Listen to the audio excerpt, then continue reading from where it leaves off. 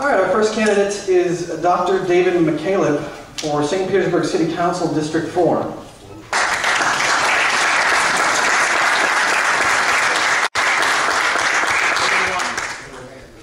Want me up there or here? All right, I'm afraid I'll fall and hurt my brain.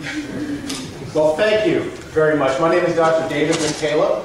I am from St. Petersburg, and I'm asking you to help me get elected to St. Petersburg City Council. St. Pete is my hometown. I've been there since I was a baby. I'm a small businessman. I have a medical practice doing brain and spine surgery. I'm also a family man, married still to my first wife of 21 years, and I have 3 children.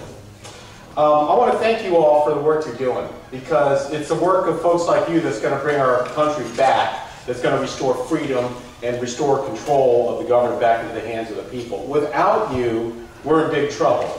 It's not so much about getting 1 or 2 people elected or even a bunch of people elected. It's about making sure they do your bidding, and more importantly, that they just stay out of your way so you can run your own lives.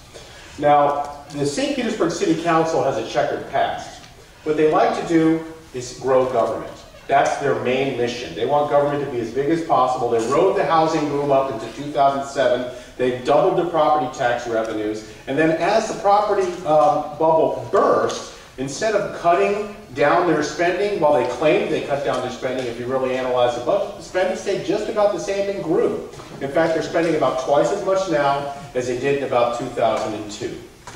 And so what I want to do is get on the city council and start cutting back the spending. We need to stop assuming that people are just walking ATM machines for the grand visions of these politicians.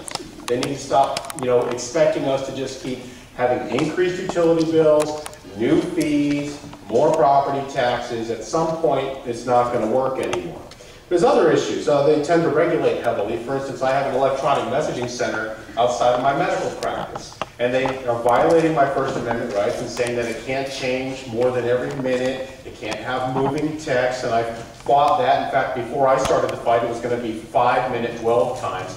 I got it down to 1 minute. My goal is to abolish that.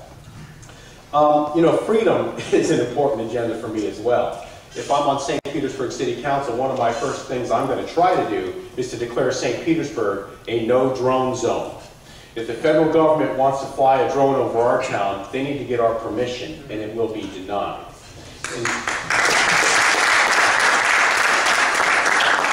In addition, the surveillance cameras that are left over from the Republican convention, those can go right into Tampa Bay for all I care, or we just get our money back. How's that? We don't need a big brother on our street corner, just like we don't need red light cameras, which is the other thing that I'll work to stop, are red light cameras. Wingay Newton, who is a progressive guy, keeps trying to stop red light cameras every single way he can. He can't get a second on his motions. He can't get any progress because everyone's in on it on the city council. I'll help people like that who do embrace liberty, at least in some way, to move the agenda forward. There's a lot of corporate waste there. They keep giving $1.5 million a year to the Rays. The Rays can have a wonderful stadium if they want, but they can pay for it themselves, just like most of us built our own businesses in our own lives. We look at SRI as a business that came in on $10 million, $5 million from the county, $5 million from the state, and they came into St. Pete, promised all these jobs to be made. The jobs didn't show up. I'm still getting the data from the state, but it's quite clear they didn't produce the economic development that was promised. Then look at things like failed social welfare programs. You have the Midtown Grocery, a sweet bit.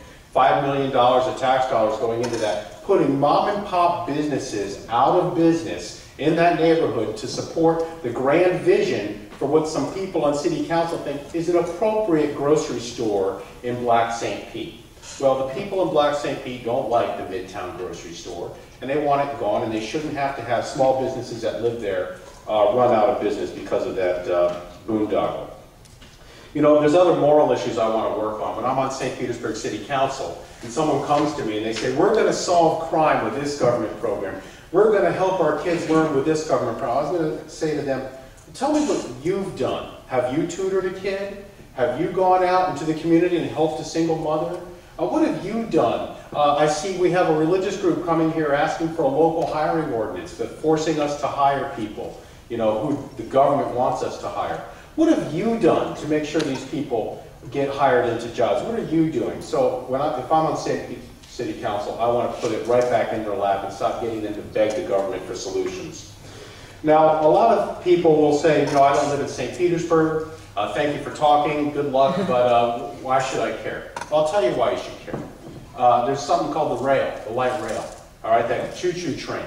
All right, they want to regionalize all of Tampa Bay. They want to take all these little communities and treat them like just little entities barely in a larger super region.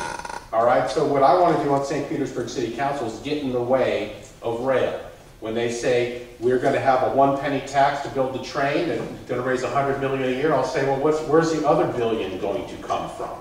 All right, and when they say, well, we need a zoning clearance to change it so that the train can go in St. Petersburg, I'm going to say, I'm not so sure that's a good idea. Whose property are you going to steal through eminent domain? And I'm going to get in their way.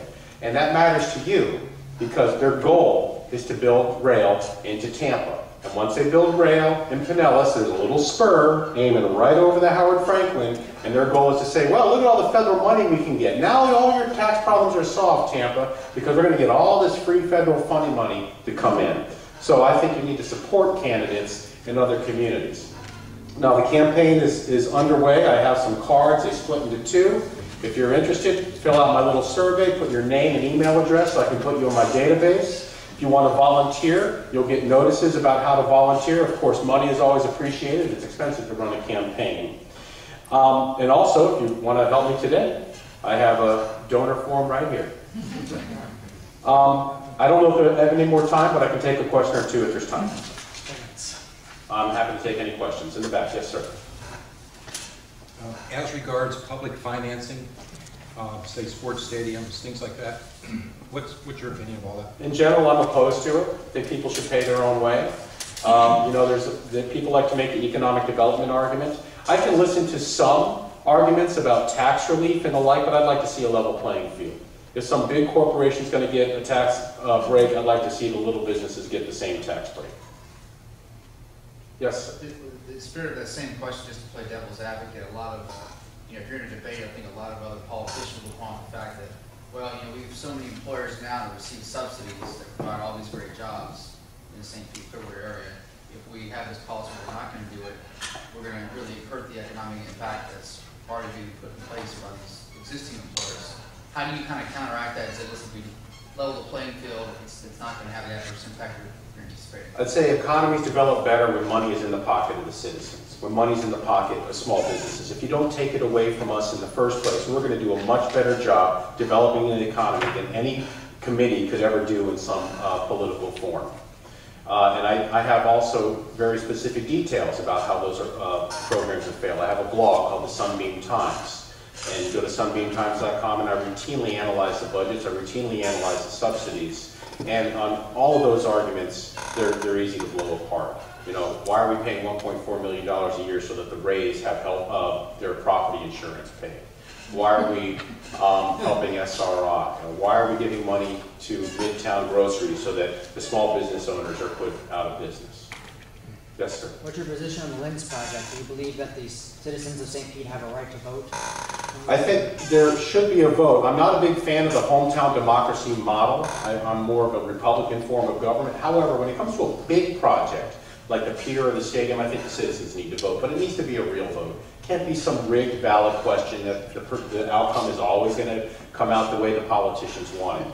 Now, as far as the pier itself, it's a pretty art project, and they had a process and they had a way to get it done, but who's paying for it? All right, the subsidy now for the pier is $1.2 million a year. The subsidy minimum for the new pier will be $600,000 a year, and I guarantee it's going to be higher than that. All right, here's what I would propose for the pier. Lease the entire property to a private entity, let them develop it on their own dime, and remove all of the subsidies from the taxpayer. You will get a market-oriented development that people want. That will require a referendum for the citizens, but when you tell people we're going to cut your taxes when you're no longer supporting this big white elephant, and you tie it together with the politics of the anti-pier movement, I think it can work. One more question. I don't see any more questions. I thank you very much, and please go to my website, McKalipforcouncil.com, fill out a form if you want to help me out, volunteer or give me money. Thank you.